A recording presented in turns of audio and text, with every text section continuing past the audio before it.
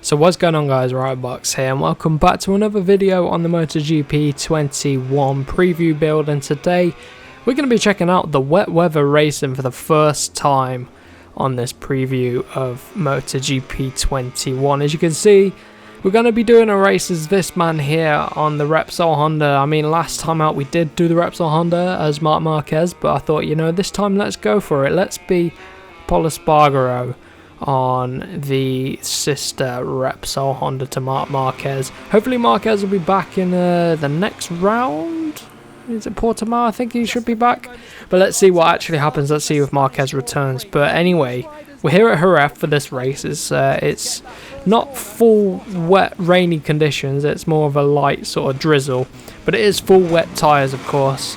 And yeah, let's go racing here, starting from the second row of the grid just behind Jack Miller. Let's see what our wet weather start is like. I've turned the traction control up a little bit more for this race. Obviously, being the wet conditions, going to be a tricky old race to control the rear end and that sort of thing. So that little bit of traction control will help us out. But so far, maintaining P5. We're under pressure a little bit from Morbidelli, who's coming through, but we're going to try and get back. Look at that over the corner cut in there at turn 3. But Morbidelli's through for now.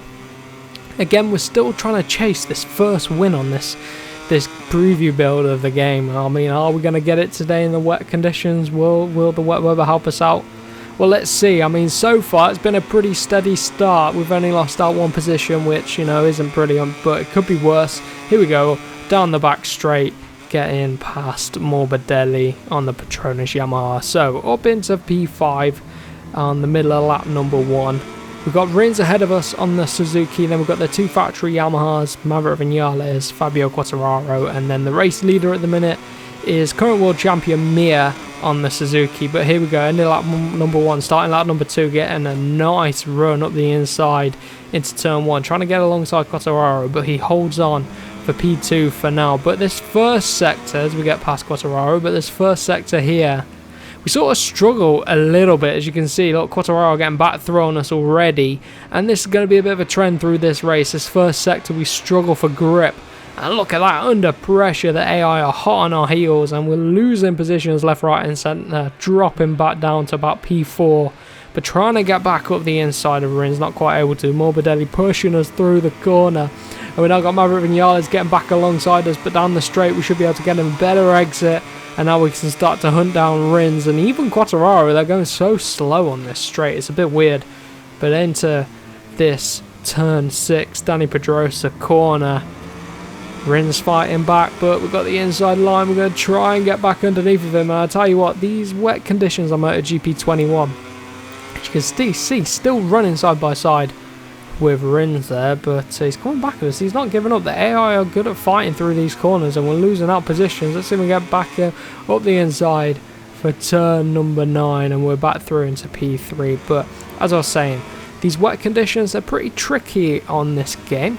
The bike feels a lot more realistic, and there's that definitely noticeable less grip in the wet compared to the dry. So obviously that's good, and the graphics look so good in the wet conditions as well. The reflections and the shadows that get cast across them, the lighting effects look absolutely brilliant. That's one thing Milestone are getting right with this game, is the visual presentation with the graphics, but also, I mean, the heads-up display, the updated HUD, that is looking very, very sweet. It's sort of consistent with the real MotoGP TV graphics, so that's lovely to see. But here we go, we're in P2 then. Again, we're in this sector. You can tell we're struggling with the rear end. I think I've accidentally turned traction control down to 3. I can't remember if that was an accident or not, but skipping later on in the lap, we've still got Quartararo and Rins behind us. I'm trying to keep them at bay. For now it seems to be working, but look at this, they're through the corners. They can just carry so much more speed than us, and we've got an angry mob behind us trying to get through, as Mir is loving this. He's extending his lead to about 1.2, 1.3 seconds through this part of the lap. And look at that, Quartararo nerfing his way through, shoving us out wide, and here comes Morbidelli and Rins back through, dropping back down to almost P6 as Vinales takes a look. Getting back up the inside of Rins though. Back into P3 in the podium positions, and now we can go on the hunt once again for Quartararo. We seem to be jostling positions and switching it up quite a lot in this race. It was a pretty interesting race, to be honest. I enjoyed the fight with the AIs. We're coming up down the braking zone, getting past Quartararo, and we're through. And Quartararo is still behind us at the start of lap number 4. We're starting to go personal best, 3/10 under, but even that's not enough as we lose time. Quartararo's through. And again, can we get him back at the hill at turn 5? Not quite. He comes back up the inside on the brakes. He's very good through this corner. And now back on the power down this back straight. The AI will lift off here and we'll get through on the brakes, braking at about the 150 meter board, tipping it into turn number 6. And we're on a personal best lap time at the minute, despite a little bit of a battle with Quartararo. But I'll take that. That's good going. 1.5 seconds is the gap to Mir on the Suzuki. Now we've got a bit of breather room to Quartararo, half a second almost, and as I say, that rerun wide there at turn 8. Fantastic. So Quartararo is going to close the gap back down, and Mir's now 1.7-ish seconds up the road. So we're still in the personal best, just about. That proves how much we've been battling. Mir, because he's had so much clear air, he's just been able to pull away gradually, keep his lap times consistent. But I mean, for us now, 2 laps to go. Look at the rear end again.